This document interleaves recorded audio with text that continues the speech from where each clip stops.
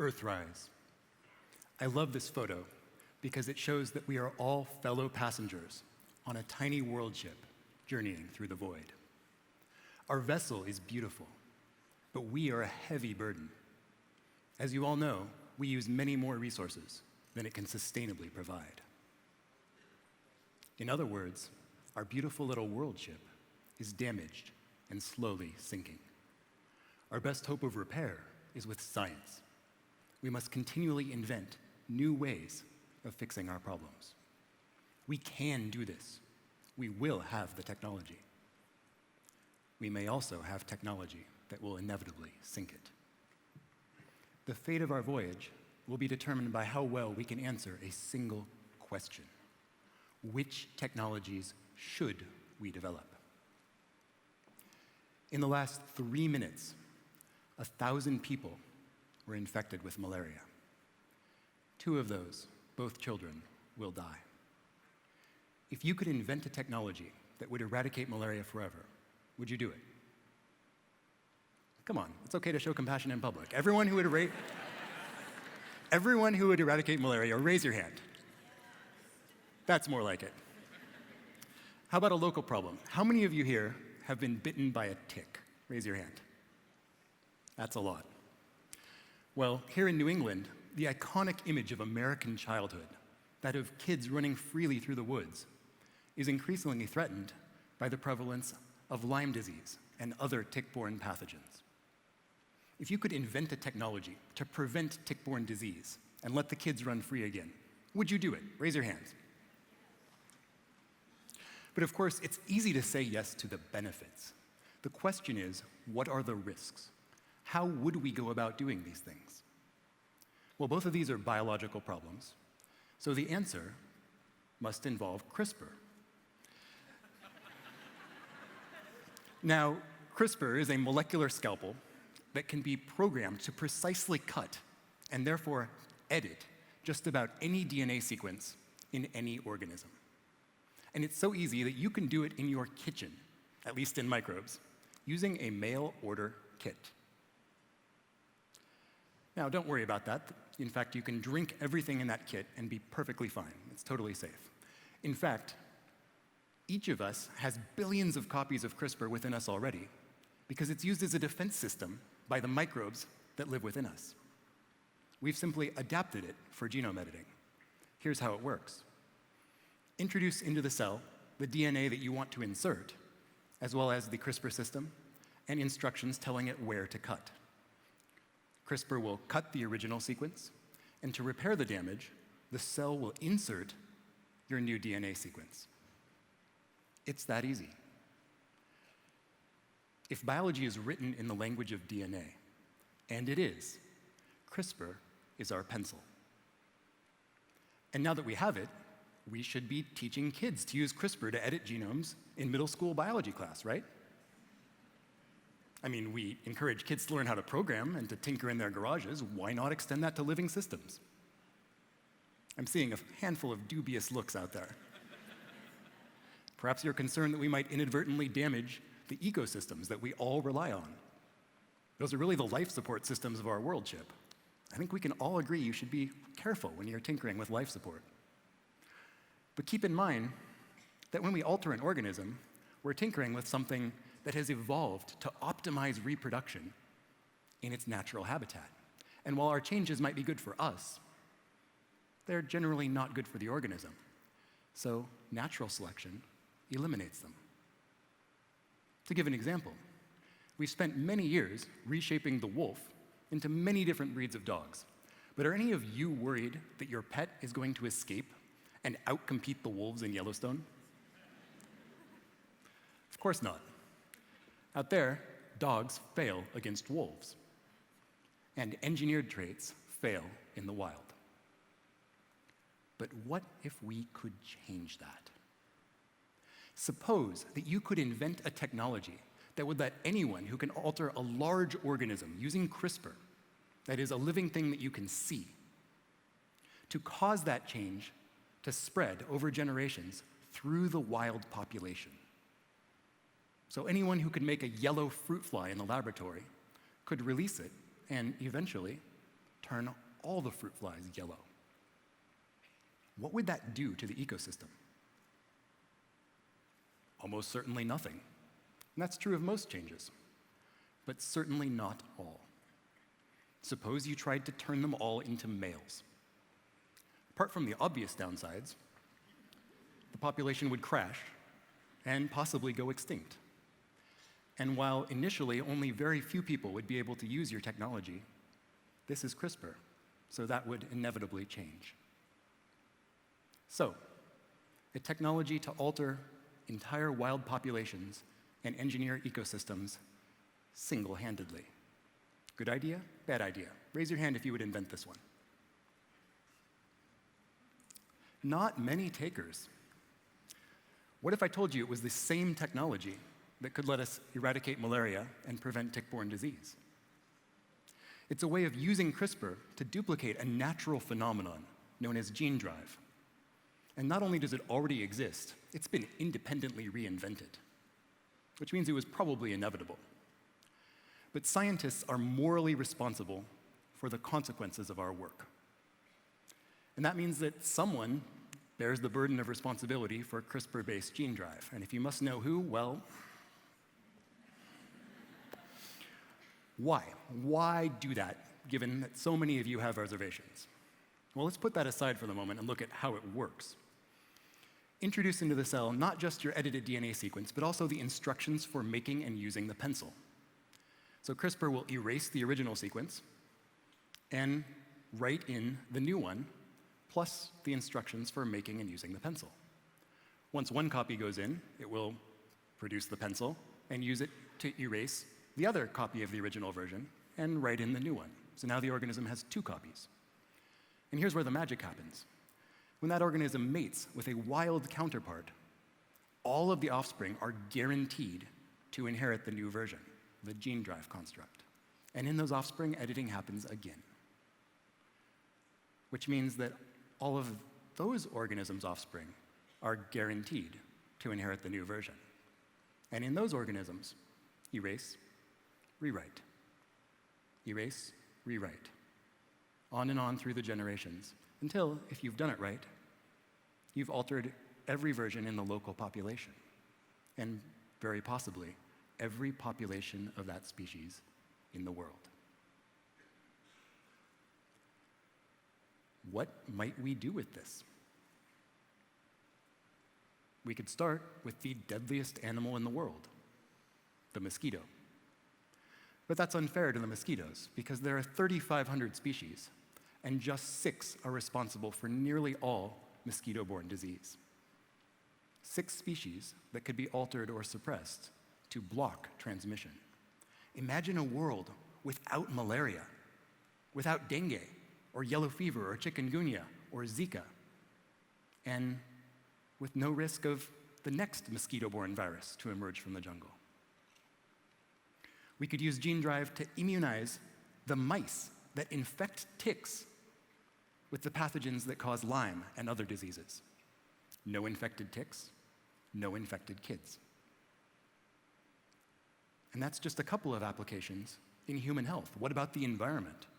Right now, if we have a problem with a species, say an insect pest eating our crops, we spray insecticides to kill it, and in the process kill many others. Imagine if we could program that pest to be uniquely susceptible, the only one affected. Or better yet, if we could tweak it so that it simply didn't like the taste of our crop and could otherwise go about its ecological role. We could save endangered species by controlling or removing populations of invasive ones. 200 years ago, there were no mosquitoes in Hawaii, and there were lots of beautiful native birds. We introduced mosquitoes to Hawaii, and eventually, with them came bird malaria, which proceeded to wipe out a lot of the birds. Of the ones left, we're going to lose most of them in the next few decades, unless we remove those mosquitoes from Hawaii. Overall, gene drive is a way to solve ecological problems using biology, not bulldozers. But what if something goes wrong? might seem a bit much to suggest that the same technology that caused a problem could also be used to fix it. But in this case, a pencil is a pencil. Erase the sequence that causes the damage and write in a corrected version, or the original version.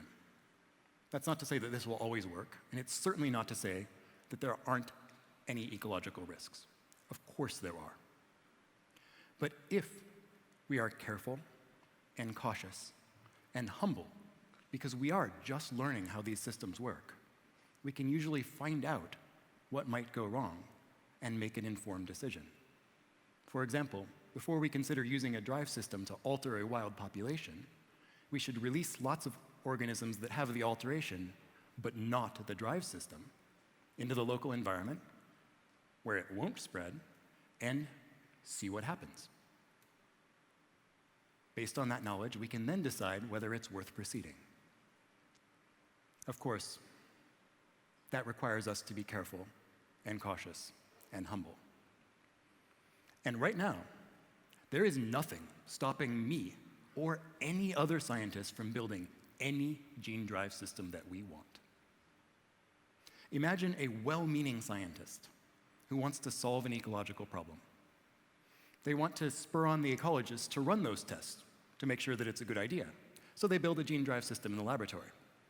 They're confident that it's a good idea. We'd certainly find out if any of their gene drive organisms escaped into the wild. It only takes one. Oops, they might say. Terribly sorry. I didn't mean to unleash a technology that could ultimately impact the lives of billions of people. I mean, I know our ancestors fought and died for the right to self-governance, but it was an honest mistake. You'd forgive them, I'm sure. You're compassionate, remember? You wouldn't let a single mistake by a single scientist seriously damage your trust in science. And it certainly wouldn't prompt you or anyone else to impose harsh restrictions on what scientists can do, would it? Because we're trying to fix the sinking world ship here, right?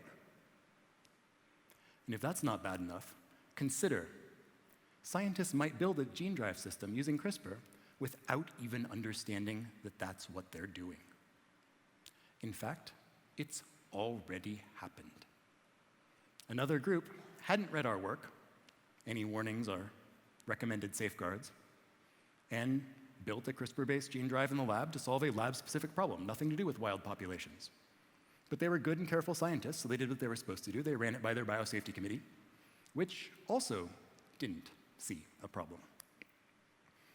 And in fact, they were only 2 days from publishing their work as a method to be used by other laboratories without mentioning safeguards, even those that they themselves had used. That was a near miss. But it was an incredibly useful one because it highlighted the problems with the current system. That is, we scientists don't tell other scientists what we're planning to do in the laboratory, let alone the general populace. Scientists are typically not so great at anticipating the consequences of our work. The world is too vast on our own, and regulations will always be playing catch-up. For example, just yesterday, the National Academy released recommendations for gene drive research. Mind you, recommendations, not restrictions, recommendations. 23 months after we first described how you could use CRISPR to build a gene drive system. And then, to top it all off, there is no universal requirement that any scientist building something like a gene drive system tell people what they're doing, no matter how dramatic and shared the consequences of a mistake. Speaking as a scientist and an inventor, this is both wrong and dangerous. It's wrong because in medical research, we demand informed consent before experiments can begin. And yet, we allow scientists to build gene drive systems capable of single-handedly altering entire ecosystems without telling people what they're doing. It's dangerous because there are technologies out there more perilous than gene drive. Robert Oppenheimer said, when you see something that is technically sweet, you go ahead and do it. And you argue about what to do about it only after you have had your technical success. That is the way it was with the atomic bomb.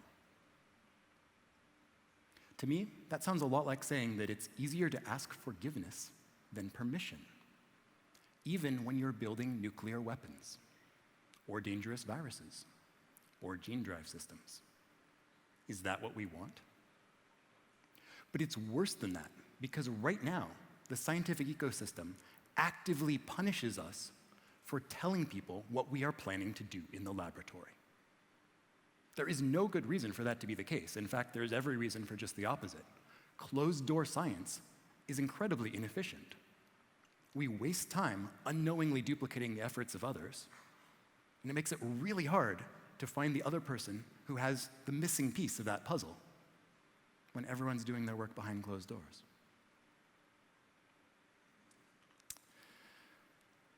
But even though no rational person would design the current scientific enterprise, it's the one we have, because we started doing science well before we had the communication technologies that could solve this problem, that could let us communicate what we're doing.